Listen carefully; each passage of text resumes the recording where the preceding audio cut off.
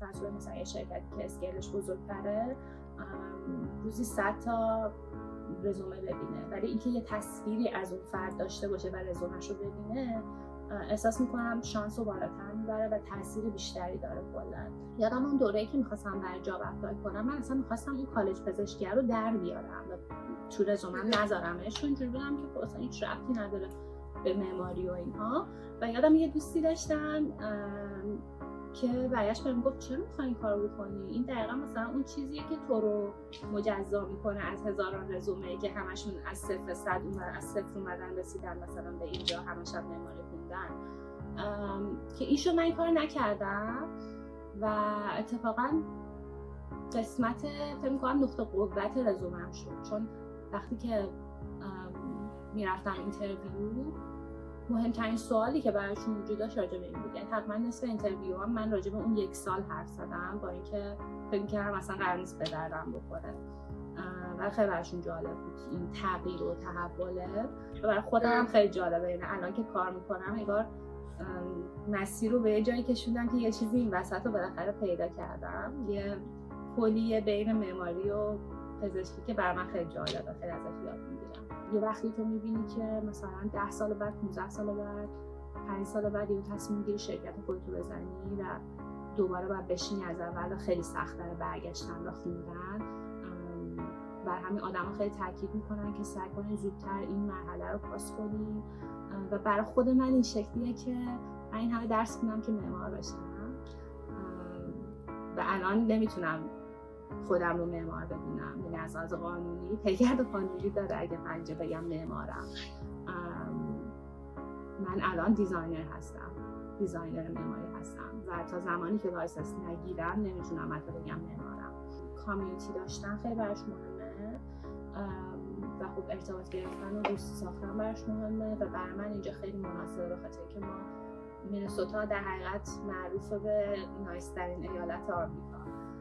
آدم‌ها خیلی مهربونن و من واقعا حداقل شخص من، تجربه شخصی من اینو میگه که هر موقع از کسی کمک خواستم، حتی یه وقتی کمک نخواستم، آدم‌ها اونجا بودن و گفتن مثلا حواست باشه ما هستیم اگه کمکی خواستیم. من لیسانس معماری ایران خوندم و سال فکر میکنم 2022 بود که من هم دفاع انجام دادم، هم تو چندین ماه پورتفولیومو ساختم، ارشد اقدام کردم، آگوست 2022 اومدم.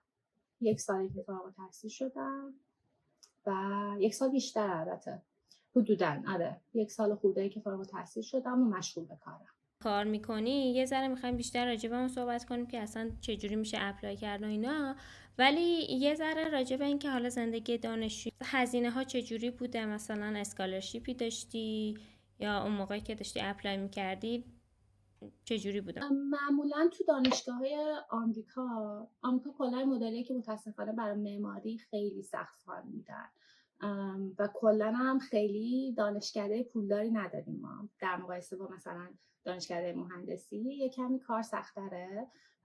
من فول فان حقیقتا ندیدم تو دانشگاه خودم، مثلا فکر می‌کنم 1 نفر یا 2 نفر هاف فان بودن. کلا این مدلی شرایطش که معمولا بچه‌ها RA یا TA میشن، یعنی یا تیچینگ اسیستنت میشن یا ریسرچ اسیستنت، یعنی اکثر بچه‌ها این کارو میکنن توی دانشگاه و خب این خودش در حقیقت یه فاند GA بهت میده، یعنی Graduate Assistantship، خودش یه فاندی داره برای خودش، یه مقداری میشه گفت یه شکلی از بورسیه است اما مقدار کمتری رو کاور میکنه.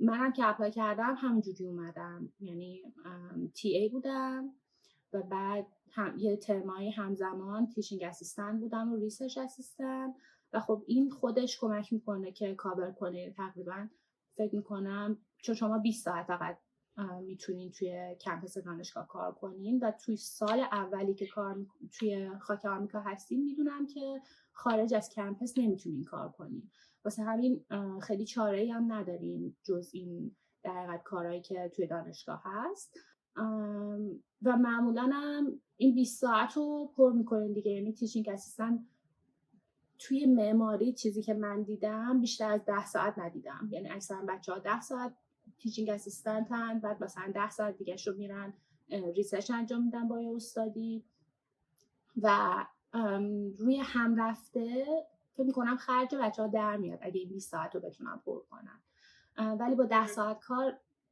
خیلی سخته. میشه ولی سخت‌تره خیلی. خب بعد از اون فاصله‌ای که حالا مثلا تو فارغ التحصیل شدی تا کار پیدا کنی برای تو خیلی طولانی شد این پروسه یا مثلا سریع کار پیدا کردی؟ تایمی که من داشتم کار پیدا می‌کردم واقعا یکی از سخت‌ترین قسمت‌های مهاجرتم بود، به خاطر اینکه خب ما خیلی قوانین وجود داره که کارو سخت میکنه. مثلا یکی از قانون‌ها اینه که شما از زمان فارغ التحصیلی فقط 90 روز وقت داری که کار پیدا کنی، وگرنه ویزا باطل میشه و بعد از کشور بری. و 90 روز تو تایمی که حداقل من پارسال داشتم دنبال کار میگشتم، 90 روز واقعا خیلی تایم کمی بود و این خودش کلا این ددلاینه خیلی استرس داست و خیلی استراب میده به بچه‌ها. و من اتفاقی که افتاده بود که یه سری تریکایی هست که میتونی این 90 روز رو بیشترش کنی. برای OPT که میخوای اپلای کنی که در حقیقت یه نوع میان ویزا هست بین ویزای دانشجویی و ویزای کار که میتونی 1 سال رو اون بمونی و یه راههایی هست که تریکایی هست که میشه اونو اکستندش کرد. مثلا یه کاری که من کردم این بود که به جای اینکه بیام تایمی که مثلا توی فکر می‌کنم مارچ یا فوریه است که تایمش باز میشه که شما میتونی اپلای کنی برای OPT، من اومدم تا آخرین لحظه که مثلا میشد جون صبر کردم که یکم کار ریسکیه ولی خب از اون بعد زمان میخره، چون هر چی دیرتر اون پروسه OPT پیش بره و دیرتر شما OPT تون رو بگیرید اون 90 روزتون عقب میفته. واسه صحبتت OPT رو یه ذره توضیح میدی که چیه؟ OPT معنیش میشه Optional Practical Training و اتفاقی که میفته اینه که شما ویزای دانشجویتون دقیقاً بعد از اینکه فارغ التحصیل شدین یا اون هلوهوش تموم میشه و برای اینکه شما مستقیما نمیتونین برین رو ویزای کار، برای اینکه شما بتونین همچنان توی کشور بمونین نیاز به یک بهش ویزا نمیگن ولی حالا بهش میگن OPT، ولی خب یه شرایط میان ویزایی من بهش میگم یه جورایی مجوز طوره تقریبا. مجوز بودن، یعنی در حقیقت نشون میده که شما لیگالی توی کشور، یعنی قانونی توی این کشور هستی و حالا داری دوباره جاب میگردی یا حالا داری کار میکنی ولی ویزای کارت هنوز نرفته، چون ویزای کار خودش شرایط داره. اینجوریه که برای اینکه بتونین یه جور لاتاری برگزار میشه برای اینکه بتونین ویزای کار بگیرید. همه بچه‌هایی که کار میگیرن شرکت براشون اپلای میکنه برای ویزای کارشون و اینا همشون میرن اصطلاحاً توی پولی.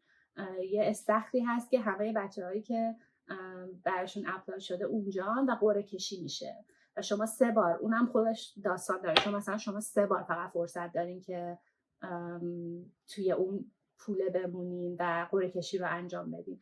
اگر خارج از 3 بار مثلا اسمتون در نیامد سال اول یا سال دوم یا سال سوم دیگه عضوتون رو میخوان و میگن که خوش اومدین ما نیازی به شما نداریم. و خب OPT اینجا کمک میکنه که این وضعیت رو بتونین نگه دارین و همچنان مثلا شما رفتین یه کاری هم پیدا کردین OPT رو دارین دیگه، رو کارت OPT هستین، رو بیل OPT هستین و شرکت براتون اپلای کرده. زمانش 1 ساله برای OPT و بعد از اون شما میتونین 2 سال بستگی به اینکه رشته‌تون حالا استم هست یا نه اپلای کنین که معماری تو فکر می‌کنم دانشگاه به دانشگاه فرق می‌کنه ولی جدیداً معماری جزو رشته‌های استم محسوب میشه اینجا تو چند سال اخیر. واسه همین میتونین در حقیقت 2 سال دیگه هم اضافه کنین به اون OPT تون و رو ویزای OPT بمونین و این خیلی کمک میکنه از این جهت که شما فرض کنید که ویزای کار رو براتون شرکت اپلای کرده، سال اول اسمتون در نیومده، اون OPT کمک میکنه که شما همچنان قانونی بمونین و بتونن براتون برای سالهای بعدی اقدام کنن و اسمتون رو در حقیقت برای اون قرعه کشی بدن. خودت از OPT استفاده کردی؟ آره من OPT بودم. من تقریبا جون برای OPT اپلای کردم که آخرین تایمیه که میتونین اپلای کنین و تو اون تایم مثلا فوریه تا جون من داشتم اپلای میکردم برای شرکت ها و همزمانم در حقیقت نتورک میکردم. یعنی فکر میکنم بیشترین کاری که من کردم تمرکزم بیشتر رو نتورک کردم بود تا که همینجوری برم اپلای کنم برای جاهای مختلف. همیشه سعی میکردم مثلا یک فردی رو پیدا کنم، با استادم حرف بزنم ببینم مثلا یک فردی رو تو شرکت که من دوست دارم براش اپلای کنم میشناسن یا نه و این خیلی کمک میکرد به خاطر که ما یه چیزی داریم که تو دانشگاه میگفتیم، حتی سر کارم خیلی راجعش حرف زده میشه. خیلی وقتا آدما حاضرن که به شما اون دوره ترینینگ و آموزش بدن، مشکلی با اون بحث آموزش ندارن، ولی کسی دلش نمیخواد با یه آدم اونوقی که مثلا نمیشه باهاش کار کرد کار کنه. واسه همین خیلی وقتا آدما ترجیح میدن شما رو قبلش ببینن و خیلی تاثیر داره، چون قاعدتا ممکنه یه شرکتی، فرض کنید مثلا یه شرکتی که اسکیلش بزرگتره روزی 100 تا رزومه ببینه، ولی اینکه یه تصویری از اون فرد داشته باشه و رزومه‌ش رو ببینه، احساس میکنم شانس رو بالاتر میبره و تاثیر بیشتری داره کلا. چجوری اپلای میکردی برای کارا؟ مثلا تو لینکدین میدیدی یا مثلا میشناختی شرکت رو؟ ببین یه سریاشونو میشناختم و مثلا استادا بهم میگفتن که فلان شرکت، و من خیلی گروه خیلی خوبی داشتم، خیلی دوستم ناز بودن تو دانشگاه، چون خب همه میدونستم ما کلا 3 نفر بودیم تو دانشگاهمون که ویزای دانشجویی داشتیم، بقیه‌شون همه آمریکایی و کلا خارجی زیاد دانشجو مثلا آمریکایی بودن. و این بنده خدا مثلا میمدن به من میگفتن ناز مثلا ببین فلان شرکت اپلای کن، این مثلا اوپنینگ داره، یا مثلا فلانجا برو برای نتورک کردن خیلی خوبه. خیلی کمک می‌کردن و خیلی تاثیر داشته می‌کنم یک بخشی از این جریان که من آگاه بشم که حالا چیکار باید بکنم، چون به هر حال به عنوان دانشجوی اینترنشنال خیلی چیزا هست که شما نمیدونید و اینکه اون ساپورت رو از اطراف داشته باشین خیلی کمک کننده است. لینکدین یه بخشش بود. یه سری اپلیکیشن هایی بود که مثلا دانشگاه به ما آفر میداد، مثلا هندشیک هم یکی دیگه بود که من هیچ وقت از هندشیک نتونستم اینترویو بگیرم. یه چیزی که من امتحان میکردم و خیلی به نظر من خیلی راهکار خوبیه این بود که هر ایالتی که شما هستین برین تو وبسایت AIA اون ایالت. خیلی وقتا AIA میشه همون در حقیقت نظام مهندسی، نه نظام معماری آمریکا. ما یه AIA نشنال داریم که کل آمریکا رو در بر میگیره، اون خودش یه وبسایت جدا داره، هر ایالتی هم واسه خودش AIA داره و یه وبسایت مشخصی داره که حالا بر حسب قوانین اون کشور اون ایالت داره پیش میره و مثلا اواردهایی که شرکت ها میگیرن اونجا میذارن و اینها. یه بخشی داره که قسمت جاب دیسکریپشن داره و جابه. چون قسمت که میری خیلی شرکت ها نمیان تو لینکدین مثلا کارشون رو پست کنن، فقط میان تو AIA اون ایالت کارشون رو میذارن، یعنی اون جاب پست رو میذارن و شما میتونی از اون طریق بری و اپلای کنی. و اینم مثلا من یه سری شرکت‌های اونجا می‌دیدم که تو لینکدین پیدا نمی‌کردم، حتی تو خود وبسایتشون مثلا یه وبسایت خیلی کوچولویی بود که اصلا قسمت هایرینگ نداشت. این یه چیزی بود که خودم مثلا بچهای دیگه‌ای که آمریکایی بودن و خودشون اپلای می‌کردن یاد گرفته بودم که حتما وبسایت خود AIA چک کنم که ببینم اگه پوزیشنی هست که اونجا هست من حتما اونجا اپلای کنم. خب الان چی کارا میکنی؟ من الان در حقیقت آرکیتکچر دیزاینرم، توی قسمت هلسکیر دیزاین کار میکنم. در حقیقت کاری که ما توی طراحی بیمارستان انجام میدیم به عنوان کسی که تازه وارد شرکت میشه 2 تا نرم افزاری داریم که بیشتر از همه استفاده میشه. یکیش که رویت قاعدتاً و یکی دیگهش بلوبیمه که بلوبیم در حقیقت یه مدل یه شکلی شبیه ادوبیه، ولی خوبی که داره اینه که شما میتونی توش سشن بسازی، میتونی گروه بزنی و آدمای مختلف رو اد کنی. مثلا هر پروژه‌ای که ما داریم یه بهش میگم بلوبیم سشنی داریم توی خود بلوبیم که همه افرادی که تو پروژه کار میکنن اونجا هستن و در حقیقت تمام داکیومنت ها و دراینگ هایی که ما کار میکنیم اونجا آپلود میکنن و آدما میان، حالا اونایی که سینیورتر هستن هر بار که ما یه دراینگ آپلود میکنیم اونجا میان کامنت میدن، مثلا میگن چه میدونم این وال تایپش باید عوض بشه، اونجا مثلا از لحاظ گرافیکی باید این تغییر رو بدیم و ما که جونیور هستیم معمولا موظفیم که این چیزا رو توی رویت اصلاح کنیم و مثلا نوتیفای کنیمشون که ببین مثلا این چیزا اصلاح شده. و خیلی وقتا مدلیه که مثلا آدمایی از کسایی میان کامنت میدن که خارج از پروژه هستن که بتونن یه دید جدیدی رو به پروژه اضافه کنن. یه سری چیزا رو اونا متوجه میشن که وقتی زیاد با یه پروژه درگیری شاید نتونی ذهنت نتونه اونا رو ببینه. این فقط توی بخش طراحیه یا مثلا شما یه حالا مدرکی دارین بعد حالا کار کردین روش و به نتیجه رسیدین، مثلا موقعی که داره ساخته میشه هم دوباره کسایی که تو تیم ساختن هم اونجا هستن که ببینن؟ بستگی داره، به خاطر اینکه یه وقتایی پروژه ها بهش میگن construction evaluation. تو اون قسمت ساخت که میره مثلا شرکت ما تو قسمت ساخت درگیر نیست، تو اون قسمت CA درگیر نیست یا CE درگیر نیست. وقتی اون حالت پیش میاد قاعدتا ما دخالتی نداریم دیگه. مثلا در حقیقت بعد از مرحله construction documentation که دیگه ساین آفش میکنیم و میدیم دست کانترکتر که اون بره حالا قسمت بعدیشو انجام بده، یا یه دیزاین فرم دیگه که اون بیاد و در حقیقت بخش CA کار رو انجام بده و ببره قسمت CA analysis رو انجام بده، از قسمت ما خارج میشه. ولی وقتی که ما در حقیقت تو همه مراحل پروژه درگیر باشیم، چرا؟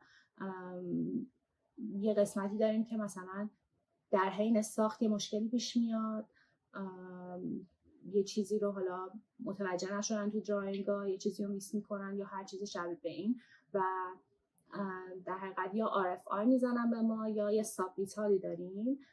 اینو در حقیقت توی فضایی هست که برمیگردن به ما و نوت میکنن که مثلا این چیزی که هست اینجا رو ما متوجه نشدیم، اینجا رو چجوری باید انجام بدیم و ما دوباره میریم براشون حالا یه اصلاحیه میزنیم، یه چیزی رو ضمیمه میکنیم، توضیحات بیشتر میدیم و اینو دوباره پس میفرستیم و این مرحله‌ای که در حقیقت تا آخر زمانی که ساخت انجام میشه ما درگیرشیم، اگر که تو اون مرحله ما در حقیقت توی اون پروسه باشیم. یه چیزی برام جالب شد، حالا چون گفتی که مثلا خودت هم حالا خیلی تو ذهنت نبود که واسه همین مثلا بخش درمانی بخوای اپلای کنی، مثلا چی شد که حالا رفتی اون سمت؟ خیلی سوال بامزه‌ایه، به خاطر که من بک‌گراندم به کمی عجیب غریب و در همه. من 2 تا علاقه داشتم تو زندگیم، یکیش پزشکی بود و یکیش معماری و این 2 تا خب خیلی از هم فاصله داشتن و این باعث شد که من در طول زمان حسابی دور خودم بچرخم. مثلا من رشتم ریاضی بود، تغییرش دادم رفتم تجربی، بعد دیدم که نه مثلا راجع به ساختمونا میخوندم و اینو میدیدم نه این علاقه به معماری خیلی زیاده. بعد رفتم مثلا معماری خوندم، یه ترم دیدم نه اصلا دوست ندارم، رفتم مهاجرت کردم 2 ترم مثلا کالج پزشکی گذروندم، مهاجرت کردم اوکراین و 1 سال اونجا بودم، 2 ترم خوندم. قبلش ایران 2 ترم در حقیقت معماری خونده بودم و بعدش دوباره برگشتم 2018 دوباره برگشتم و تا دیگه مثلا 2020 اینو تموم کردم و با مزهش اینجا بود که وقتی که حالا معماری رو تموم کردم اون ترم بیمارستانم اصلا دوست نداشتم خیلی، چون دوره کوویدم بود اصلا نمیفهمیدمش، خیلی برام سنگین بود و اینجوری بودم که نه اصلا طراحی بیمارستان کار من نیست. تا شد که من به تزم رسیدم توی دانشگاه و واقعیتش من تا ترم آخر ارشد نمیدونستم چه قسمتی از معماری رو میخوام کار کنم. این آدما هم که میپرسیدن میگفتم واقعا ایده‌ای ندارم، خیلی گسترده است اون دایره علاقه من. ترم آخر که ما تزمون رو باید انتخاب میکردیم من خیلی اتفاقی در حقیقت داشتم روی چه مبحثی کار میکردم، داشتم در مورد پرسیتیک آرکیتکچر کار میکردم یا معماری انگلی و خیلی بامزه بود چون اینو هی ربطش دادم و هی مثلا مقاله میخوندم و خب معماری انگلی خودش یه بار منفی داره توی معماری و کلا در موردش که صحبت میکنی یه چیزیه که به یه چیز دیگه چسبیده و از اون داره تغذیه میکنه و بامزه بود چون من دیدم مثلا اینجوری نبود. من اینجوری بودم که حالا میتونه اینجوری هم نباشه، ما خیلی انگلایی داریم که اتفاقا مفیدن برای حالا انسان‌ها یا طبیعت و محیطشون و یادمه که همینجوری مقاله می آوردم و برای استادم توضیح میدادم که ببین مثلا من اینو پیدا کردم، مثلا تو انگل شناسی ما همچین ترمی داریم اینجوری فلان اینا و استادم اینجوری بود که ببین تو که حرف میزنی راجع به این، من این برقی تو چشات میبینم و اونجا اولین باری بود که من اصلا به خودم اومدم و نشستم فکر کردم و اینجوری بودم که میتونه اینم باشه واقعا. و یه چیز جالب دیگه هم که اونجا شروع شد حالا فکر کردن در مورد این که اینم یه بخشی هست که من میتونم در حقیقت کشفش کنم و شروع کردم بهش فکر کردن و همزمانم یادم اون دوره‌ای که میخواستم برای جاب اپلای کنم من اصلا میخواستم اون کالج پزشکی رو در بیارم و تو رزومم نذارمش چون اینجوری بودم که خب اصلا هیچ ربطی نداره به معماری و اینها.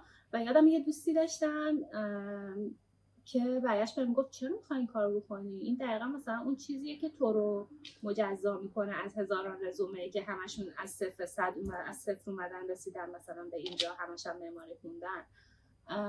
که ایشو من این کار نکردم و اتفاقاً قسمت فکر می‌کنم نقطه قوت رزومم شد، چون وقتی که میرفتم اینترویو مهمترین سوالی که براشون وجود داشت راجع به این بود. یعنی تقریبا نصف اینترویو هم من راجع به اون 1 سال حرف زدم با اینکه فکر می‌کردم مثلا قرار نیست به دردم بخوره و خیلی براشون جالب بود این تغییر و تحوله و برای خودم خیلی جالبه. یعنی الان که کار میکنم انگار مسیر رو به یه جایی کشوندم که یه چیزی این وسط رو بالاخره پیدا کردم، یه پلیه بین معماری و پزشکی که برای من خیلی جالبه، خیلی ازش یاد میگیرم. نمیدونم در واقعیت مثلا طراحی بیمارستان و حالا فضاهای درمانی چقدر فاصله داره با اون چیزی که ما تو دانشگاه مثلا در حد یه ترم خوندیم، ولی برام جالبه تا چه حد وارد مثلا مسائل درمانی و ایناش میشین، حالا معماریشو بزنیم کنار، یعنی واسه اینکه به اون بخوایم برسین چقدر این دوتا مهمه.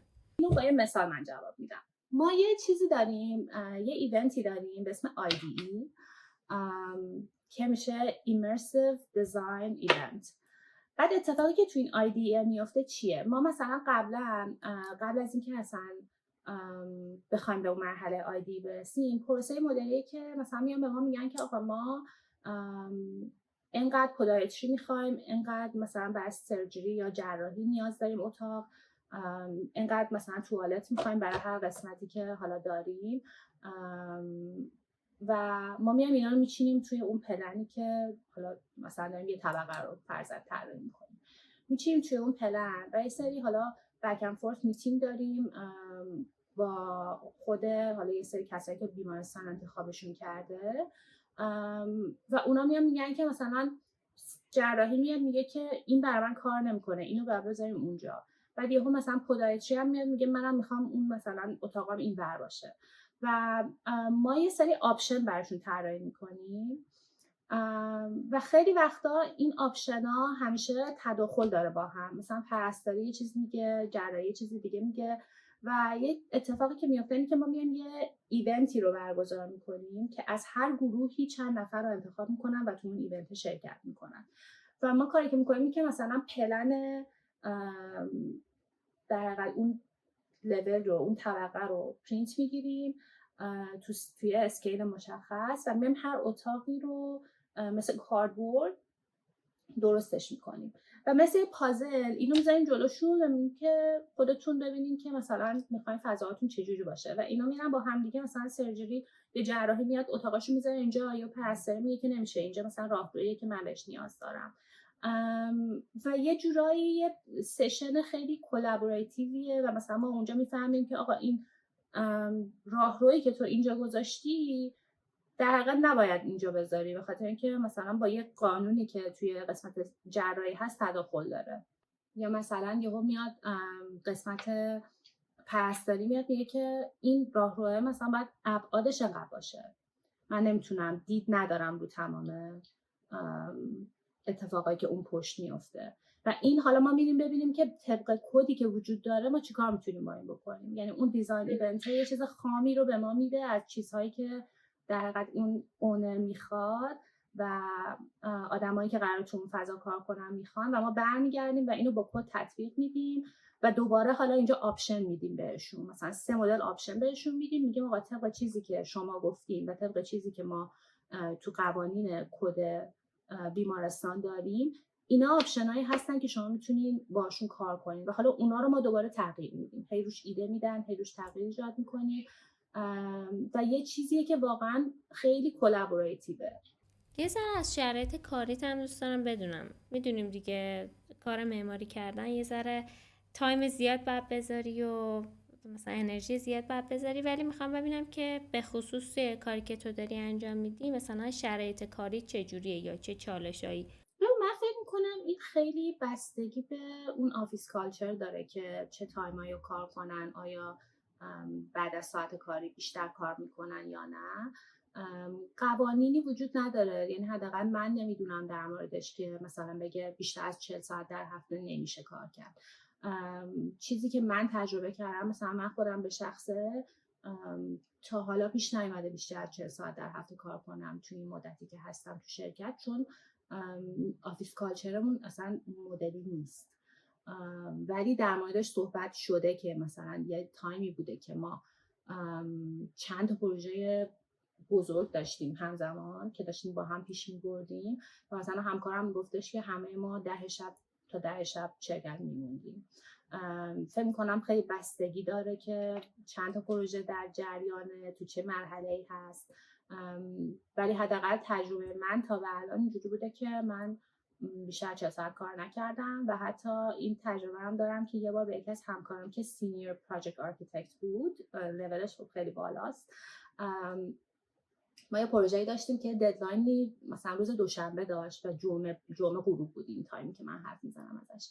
و من رفتم بهش گفتم که ببین فلانی هنوز کامل نداده که من اینا رو پیکاپ کنم، اگر که حالا تا آخر امروز این کار رو بکنه من مجبور میشم آخر هفته رو کار کنم. شرایط چجوریه به نظر تو؟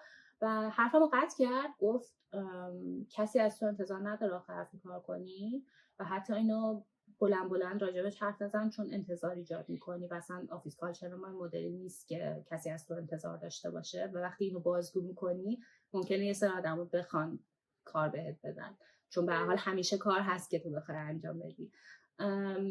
و همزمانم دوستایی داشتم تو شرکت دیگه که برام تعریف میکردن که یه حالتی پسیو اگریسیو شرکت باشون برخورد میکرده تو این زمینه، یعنی مستقیما نمیومد بهشون بگه که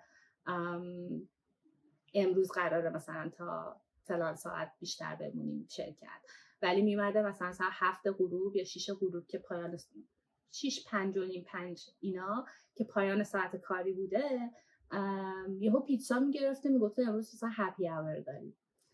بعد مجبور میشن آدما اونجا بمونن و یهو مثلا دوستم میگفتش که یهو میدیدی ساعت 10 شب تو همچنان داری کار میکنی. یه سری شرکت ها اوورتایم تو برای اون کاری که داری انجام میدی پول میگیری، واسه همین خب خیلی بدم نمیتونه باشه واسه کسی که جونیوره کار بیشتر میکنه پولش هم میگیره شاید انقدر سخت نباشه، ولی یه سری که مثلا سالری دارن و یه مقداری مشخصی پول میگیرن، مهم نیست 40 ساعت باشه یا بیشتر، خب اون خیلی به نظر ناعادلانه است واقعا. برسیم به بحث زیبای لایسنس فکر کنم به چه سومایه های مثلا نظام مهندسی میشه، درسته؟ اینجا بخوایم بگیریم مثلا میگیم که از ارشد چه میدونم 1 سال گذشته باشه یا از کارشناسی 2 سال گذشته باشه، اونجا هم همین جوریه، یعنی یه تایمی داره؟ آزمونا رو هر تایمی میتونیم بدیم. من از دوستان توی دانشگاه آزمونا رو دادن، تو 3 ماه تابستون آزمونا رو دادن، ولی خب لایسنس تو تا زمانی که اون مینیمم ریکوایرمنت ها رو پر نکنی نمیتونی بگیری. مثلا کسی که داره ارشد میخونه و مینیممش اینجوریه که باید ارشد رو بگذرونه، توی ایالت ها خب باید قوانین فرق میکنه. توی ایالت ما لایسنسش رو نمیگیره تا زمانی که بقیه مینیمم ها رو پر نکرده. مثلا شما آزموناتو ممکنه داده باشی ولی تعداد ساعتی که باید پر کنی و انجام ندادی هنوز. اون مدرک لایسنس تا زمانی که اون ساعت پر نشه تو نمیتونی بگیریشون، ولی آزمونا رو میتونی هر تایمی بگیری. خب فرقش چیه؟ مثلا تو الان داری کار میکنی دیگه به عنوان طراح، مثلا خب لایسنس رو بگیری چه چیز به مثلا بیشتر از اینی بهت اضافه، یعنی چه کاری رو میتونی بکنی که بدون لایسنس نمیتونی بکنی؟ چیزی که خیلی واضحه اینه که حقوق بیشتر داری. شما در زمانی که هنوز لایسنس تو نگرفتی تا یه جایی میتونی پیشرفت کنی تو اون نبردوان پیشرفت، تا یه جایی میتونی بالا بری. مثلا ما آرکیتکچر دیزاینر 1 داریم، آرکیتکچر دیزاینر 2 داریم و آرکیتکچر دیزاینر 3. دیگه بالاتر از اون نیست. یا در حقیقت شرکت آفر نمیده، خیلی وقتا مثلا شرکت من آفر نمیده، شما تو همون لول میمونی انقدر تا مثلا آرکیتکت بشی، به اون پوزیشن برسی. و همزمانم یه چیزی که حالا فکر میکنم شخصا برای من مهمه به عنوان کسی که دانشجوی اینترنشناله و در حقیقت روی ویزای کاره، اینه که شرکت ها خیلی وقتا متاسفانه این مدلی هن که تو باید یه بنفیتی بهشون برسونی که جا پات سفت بشه اونجا. و فکر میکنم این یه جورایی یکم وضعیت منو استیبل تر میکنه.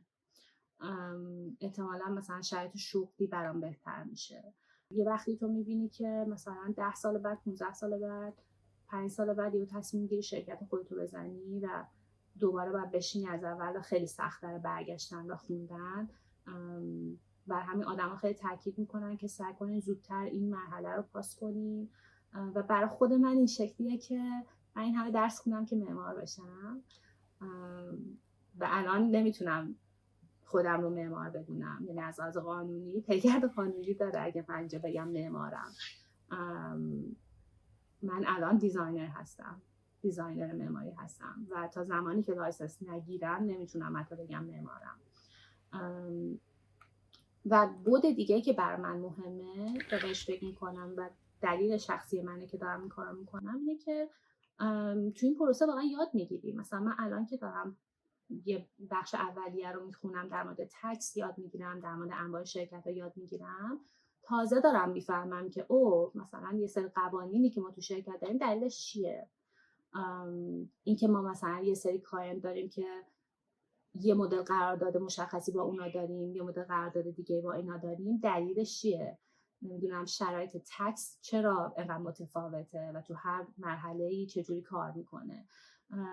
فکر میکنم برای من شخصا دلیلش این مدلیه که حالا جدا از اون علاقه شخصی که میخوام تو اون پله برم بالا، همزمانم دارم یاد میگیرم و کیف میکنم از اینکه هر روز دارم یه چیز جدید یاد میگیرم. خب یه ذره راجع به آزمونش به همون میگی، مثلا چه طراحی و اینا داره داخلش یا بیشتر حالت همین قانوناست که تو مثلا بدونی و تستی تشریحی طور؟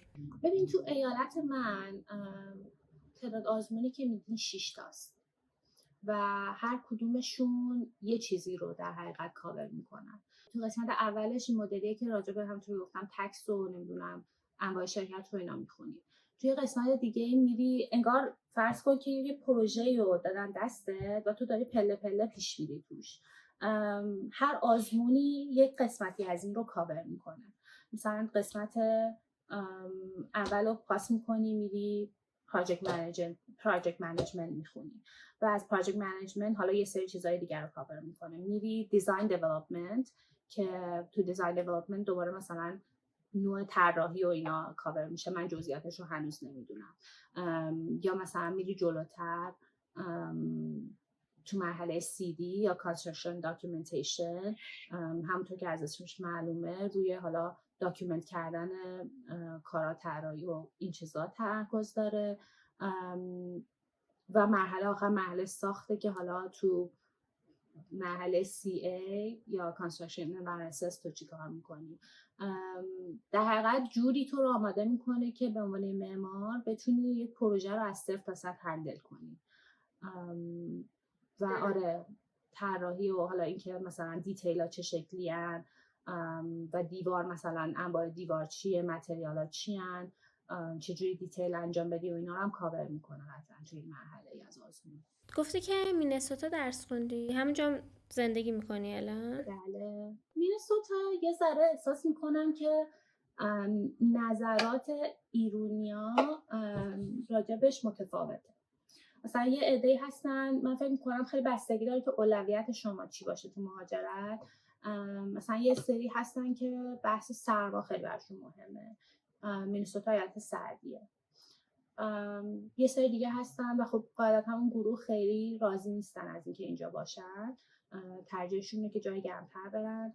یه سری دیگه هستن مثل من که کامیونیتی داشتن خیلی براش مهمه و خب ارتباط گرفتن و دوستی ساختن براش مهمه و برای من اینجا خیلی مناسبه، به خاطر اینکه ما مینسوتا در حقیقت معروفه به نایسترین ایالت آمریکا.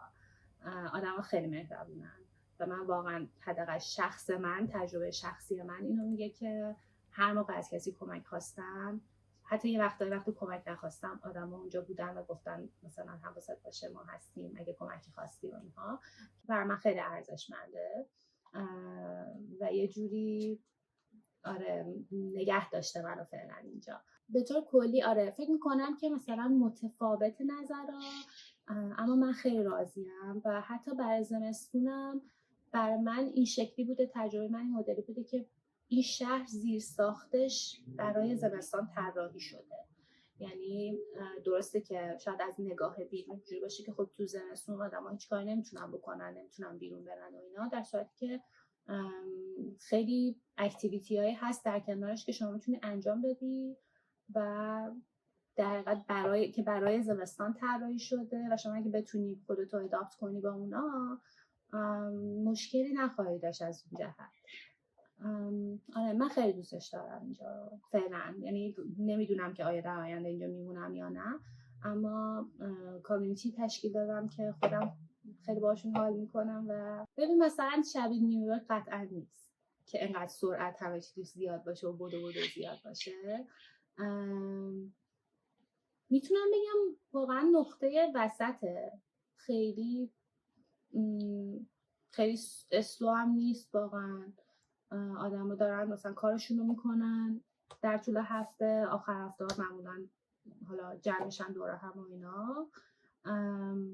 ولی حتی میگم تو فضای شرکت هم که من چیزی که تجربه کردم یه مقدار متعادل تره، یعنی فضای اضطرابی رو من تجربه نکردم. حتی وقتی ما ددلاین داریم آدم ها خیلی آرومن و سعی میکنن بقیه رو آروم کنن. و توی هزینه هم همینجوریه؟ درآمدی که داری بتونه کاور کنه اون شرایط زندگی؟ هزینه ها شاید نسبت به هزینه خورد و خوراک و اینا شاید خیلی فرق نکنه با به عنوان مثال نیویورک.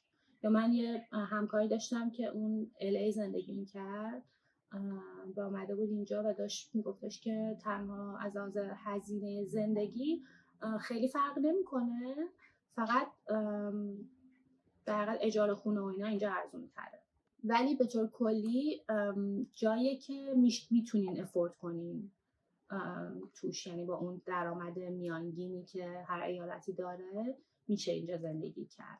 مثلا میانگین هزینه اجاره خونه توی مرکز شهر، تو داونتاون اگه بخوایم حساب کنیم مقیاس قرار بدیم، یه چیزی بین مثلا 1500 تا 2000 تاست ماهی.